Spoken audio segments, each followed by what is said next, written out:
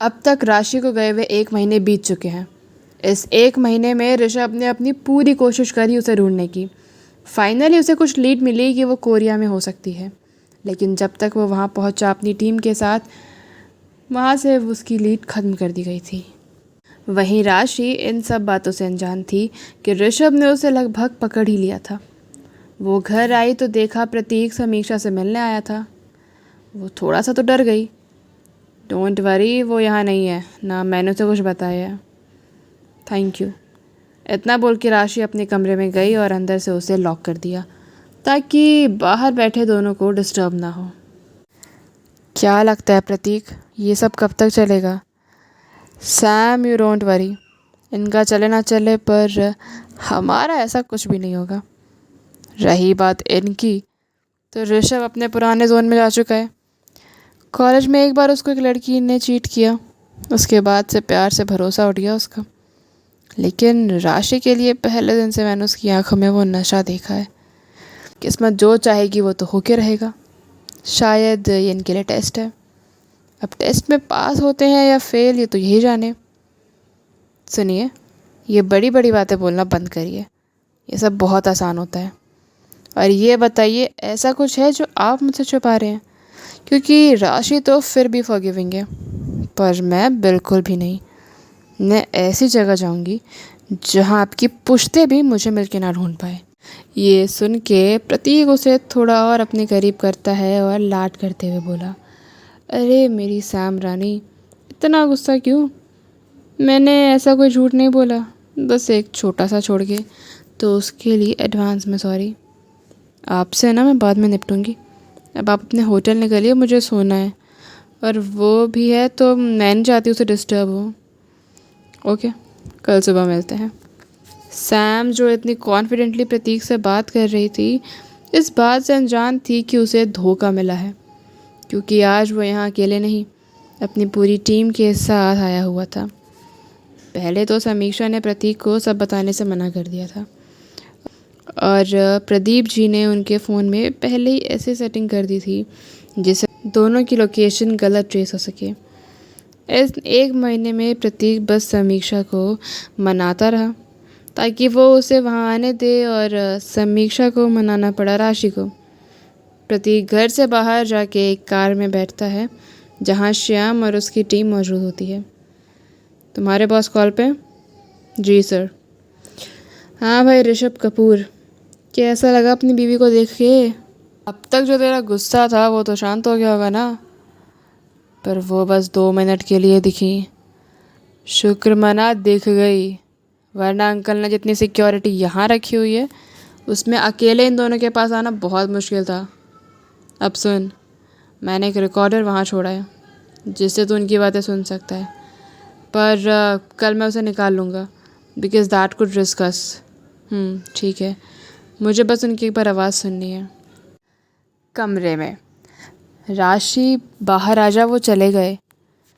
राशि बाहर आके सोफे पे बैठती है और सैम के कंधे पे सर रख के कहती है, सैम, 1 महीने से ज़्यादा हो गया, कैसे होंगे वो? उस दिन के बाद मैंने पापा जी को मैसेज भी नहीं किया। तू मुझे ये बता, उस दिन सब हुआ कैसे? मैंने तुझसे इतनी बार पूछा पर तू अपने में गुस्सा होके वो बातें अचानक से मुझे नहीं बताती। क्या हुआ उस दिन? जीजू कैसे होश में आए? अचानक तू यहाँ कैसे आ गई? यही सारी बातें तो ऋषभ भी जानना चाहता था कि वो ऐसा क्यों चली गई, इसलिए बहुत ध्यान लगा के वो उसकी बातें सुन रहा था। आर्मी ड्रेस में उसके सामने ऑलरेडी एक टीम मौजूद थी जो उसके नेक्स्ट एक्शंस का वेट कर रहे थे, लेकिन वो अपने कानों में ईयरफोन लगाए उनकी बातें सुन रहा था। प्लीज़ राशि, कुछ तो बोल। वहाँ जीजू भी तेरे इस तरह गायब होने से कितने टेंशन में होंगे। क्या उनकी इतनी बड़ी गलती थी कि फ़ेस टू फेस बैठ के बात नहीं हो सकती? सुन, इस 1 महीने में मैंने तुझे बहुत देखा। यूँ रातों को रोती रहती है, पूरे दिन गुमसुम सी रहती है। इतना था तो नहीं आना था ना? तू सडनली जीजू से इतना प्यार करने लगी, ये सब है क्या? मुझे तेरा रिश्ता कुछ समझ नहीं आ रहा, और जब तक तू बोलेगी नहीं तब तक तेरा दिल कैसे हल्का होगा? ये सुन के राशि थोड़ी देर यूं ही चुप रही और वहाँ ऋषभ भी बेसब्री से उसका इंतज़ार कर रहा था। सैम, मेरे लिए बहुत कुछ कंफ्यूजिंग है यार। हाँ, I love him, I accept it. और इसका रियलाइजेशन मुझे उसी पर हो गया था जब पापा जी हमें एयरपोर्ट छोड़ने आए थे। उनके लिए लाइकिंग हमेशा थी, पर दूर जाने से जो अंदर डर हुआ वो प्यार का एहसास करा गया। मैं अभी बस उनके पास जाके इतना पूछना चाहती हूँ कि साहिल ने जो इल्ज़ाम लगाए वो सही थे या गलत। उन बातों के पीछे क्या कहानी है। साहिल ने मुझे कुछ कुछ बताया था, मैं चाहती नहीं, लेकिन फिर भी वो बातें बार बार मेरे दिमाग में चली जा रही हैं। तूने साहिल की बातों पे ये सब किया? Are you mad? अगर जीजू ने उसे बंद करके रखा था तो कुछ रीज़न रहा होगा ना। मैं साहिल की बातों पे भरोसा नहीं कर रही, मुझे बस सच जानना है। वो सच जो ऋषभ जी ने मुझे पहले नहीं बताया। ये सच कि वो साहिल को जानते थे। ऐसे बहुत अनकहे सच है हमारे बीच जो उन्हें बताना चाहिए था, पर शायद उनके लिए मैं बच्ची हूँ, शायद उनके लिए मैं बातें मैच्योरली हैंडल नहीं कर पाऊँगी। तो जानना चाहती है ना क्या हुआ था? तो सुन। Flashback start. प्रतीक सर के कहने पे मैंने एक प्लान एग्जीक्यूट किया, पर 5-6 दिनों तक भी ना ऋषभ जी की हेल्थ में कुछ इफ़ेक्ट हुआ और ना साहिल की तरफ से कोई एक्शन लिया गया। Of course I was very tensed, क्योंकि अगर कुछ भी गड़बड़ होती तो साहिल शायद ऋषभ जी को सीधा मार देता। बट एक्चुअल में ऐसा कुछ भी नहीं हुआ। साहिल के हमले से 2 दिन पहले ही उन्हें होश आ गया था और इस बारे में डॉक्टर के अलावा और कोई नहीं जानता था। मैं जो पूरे टाइम उनके साथ रहती, मुझे भी उसकी भनक तक नहीं लगी।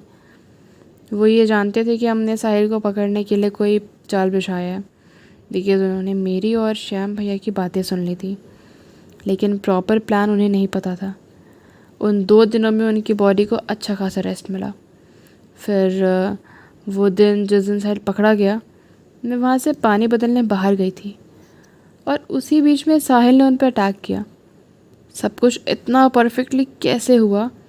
क्योंकि ये ऋषभ जी और प्रतीक सर की मिली भगत थी। साहिल 2 दिन पहले ही बैंगलोर आ गया था और दूर से बंगलों पे नज़र रखे बैठा था।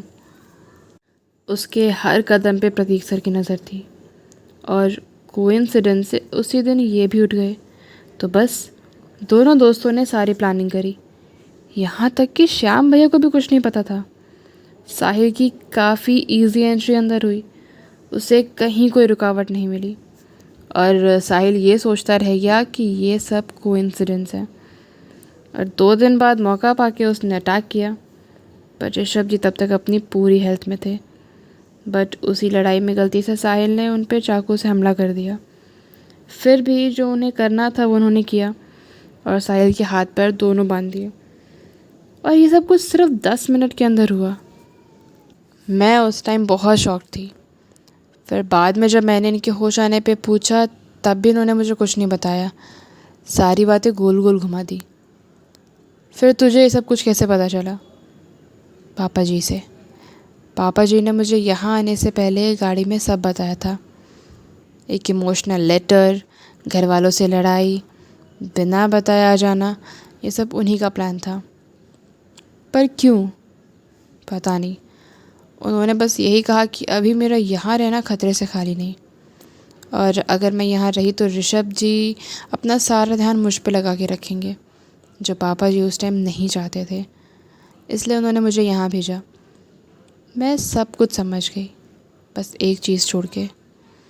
आखिर साहिल और इनका क्या नाता है, और इन सब में साहिल की बहन का क्या रोल है? अगर तो सब कुछ जानती है तो जीजू से बात क्यों नहीं करती? इतनी उदास क्यों रहती है? और जब भी मैं सब कुछ पूछती थी तो गुस्सा क्यों जाती थी? वो राशि समीक्षा के सवालों का जवाब देती उससे पहले उसकी नज़र एक चीज़ पे पड़ी। उसने सैम को चुप रहने का इशारा किया और उस चीज़ को ध्यान से देखने लगी। सैम, मैं थक गई हूँ, ये बातें हम बाद में करेंगे, मैं सोने जा रही हूँ। उसके बाद राशि समीक्षा का हाथ पकड़ के उसे कमरे में ले जाती है और फुसफुसाते हुए कहती है, अपने सारे कपड़े पैक कर, हमें तुरंत यहाँ से निकलना होगा। पर क्यों? तू कर, मैं निकलने के बाद बताती हूँ। फिर राशि एक नंबर पे इमरजेंसी अलर्ट भेजती है और बैग पैक करने लगती है। दूसरी तरफ ऋषभ, जो उसकी बातों को बहुत ध्यान से सुन रहा था, अब थोड़ा सा डिसअपॉइंटेड हो गया था। थोड़ा इसलिए क्योंकि राशि ने बात ख़त्म नहीं करी, और इसलिए भी क्योंकि राशि के इस पूरे व्यवहार चेंज में सबसे बड़ा हाथ ऋषभ के पापा का ही था। राशि ने अचानक बात क्यों बंद कर दी? कहीं उन्हें शक तो नहीं हो गया? उसके बाद वो फिर से ध्यान लगा के सुनने की कोशिश करता है तो देखता है उस रिकॉर्डर से सिग्नल आना ही बंद हो गया। वो डायरेक्ट श्याम को कॉल करता है। श्याम, सिग्नल कैसे लॉस्ट हुआ? प्रतीक को कहो जाके चेक करे। Yes sir. ऑर्डर मिलने पे प्रतीक बड़ी सावधानी से ऊपर जाता है, पर दरवाज़ा बंद होने के बदले खुला हुआ था। ये देख के उसे और टेंशन होती है, तो घर में जाने पे वहाँ उसे कोई नहीं मिलता और दोनों का ज़रूरी सामान सब गायब होता है। उसमें भी सबसे ज़रूरी वो रिकॉर्डर, जिसे तोड़ के वहीं फेंका हुआ था। उस पर एक नोट लिखा था, आई वॉन्ट एक्सेप्ट चीटिंग। तब प्रतीक को समझ आ गया कि राशि को उनके प्लान के बारे में पता चल गया। वो तुरंत ऋषभ को फ़ोन करके सब बताता है। ऋषभ अब क्या करे? उन्हें सब पता चल गया। और पता चला कैसे? पापा, उनके पीछे पापा है। चेक कर, घर में कोई अंडरग्राउंड पैसेज है क्या? वो लोग पक्का वहीं से निकले होंगे। पीछा करके देख, मिलते हैं कि नहीं। हाँ ठीक है, तू कॉल पे वेट कर। प्रतीक पूरे घर में कोई दूसरा रास्ता ढूंढने की कोशिश करता है, पर उसे कहीं कुछ समझ नहीं आता। फिर उसकी नज़र बाथरूम में पड़ती है तो बाथरूम में एक टाइल ऐसे मिलती है जो अपनी पोजीशन से बहुत उठी हुई सी लग रही थी, और उसी के नीचे था खुफिया रास्ता। अंदर से वो रास्ता बहुत नैरो था, लेकिन कैसे कैसे करके प्रतीक वहाँ से गया। बाहर आके वो रास्ता एयरपोर्ट जाने का एक शॉर्टकट वे निकला। जहाँ उन्हें 1 घंटा लगता था, वहीं उस रास्ते से वो समय 20 मिनट का हो गया। उसने ऋषभ को ये बात बताई और उनके बारे में हर जगह तलाश शुरू कर दी गई, पर लड़कियां नहीं मिली। तो इतना देख के ऋषभ समझ गया था बैकअप उसके पापा ने तैयार करके रखा था। पापा चाहते क्या है? क्या सच में सिर्फ साहिल की वजह से वो इतने एक्सट्रीम स्टेप्स उठा रहे हैं? आई होप पापा आप सब किसी रीज़न से कर रहे होंगे। ऋषभ, तू अंकल से क्यों नहीं पूछता? नहीं, वो ये सब कर रहे हैं तो उसके पीछे रीज़न होगा, और मैं उसमें इंटरफेयर नहीं करूँगा। तू टीम के साथ वापस आ जा। ओके। जितनी लीड उन्हें मिली थी अब सब खत्म हो गई थी, और इतने करीब आके राशि को वो पा न सका, उसका गुस्सा तो मन में था ही। तो उसने साहिल से पूछने का सोचा। वो उसके पास जाता उससे पहले उसे जनरल ऑफिस में जाने का ऑर्डर आया। वो गया, उसने प्रदीप जी को सल्यूट किया और आगे के ऑर्डर्स का वेट करने लगा। जवान, बड़ा गलत तरीका यूज़ किया तुमने। ये रिकॉर्डर और सब ना हम दुश्मनों के घर में छोड़ते हैं, अपने घर के लोगों में नहीं। अगर तुम खुद जाके बात करते तो अभी राशि इंडिया आने के लिए निकल चुकी होती। पापा, आप चाहते क्या है? You are really unpredictable.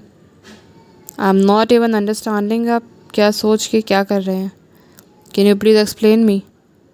एक तरफ आप मुझे ये कह रहे हैं कि मैं जाता तो राशि आ जाती, दूसरी तरफ आप राशि के लिए बैकअप प्लान करके आए हैं और उसे यूज़ करके वो वहाँ से चली गई। What's happening here? You tell me my son, मैंने क्या कर दिया ऐसा? साहिल राशि के बारे में सब जानता है, जो उसने अपनी एजेंसी में किसी न किसी को ज़रूर बताया होगा। और जब सब आज पता है तुम दोनों का क्या रिश्ता है, तो तुमसे निपटने के लिए राशि तक पहुंचा जा सकता है। इसलिए वो मैंने राशि के लिए बैकअप बना रखा था। बट आई डिडंट रियलाइज वो प्लान मेरे बेटे के अगेंस्ट यूज़ किया जाएगा। पापा बहुत अजीब बातें कर रहे हैं। अगर ऐसा था तो शुरू से उन्हें ऐसी जगह भेजते जिसके बारे में साहिल नहीं जानता था। और मैंने सुना वो लेटर, लड़ाई सब आपका ही प्लान था ना? पर क्यों? इसके पीछे आपके क्या इंटेंशंस थे?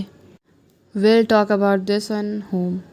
Till then let me tell you one thing, अपनी वाइफ की जासूसी नहीं करते, सो बेटर होगा अगली बार से ये प्लान तो ना उठाओ। इतना बोल के वो वहाँ से चले जाते हैं। थोड़ी देर बाद प्रतीक उससे कॉल करके पूछता है, कुछ पता चला? नथिंग। वहाँ राशि को लगता है मैं उनके लिए कन्फ्यूजिंग हूँ, और यहाँ पापा ने सारी बातें मेरे लिए बहुत कन्फ्यूजिंग कर दी हैं। आई थिंक राइट नाउ हमें साहिल और उसकी टीम को ख़त्म करने में लगाना चाहिए। साहिल खत्म तो राशि खुद ब खुद वापस आ जाएंगी। Okay, let's meet. एक प्लान है मेरे पास। ऐसा करते करते साजिशों के जाल बिछाते बिछाते 3 महीने निकल गए। आज ऋषभ का बर्थडे था, शादी के बाद पहला बर्थडे, जिसमें राशि शामिल नहीं थी। रात के 12 बजे से ऋषभ राशि के मैसेज और कॉल्स का वेट कर रहा था।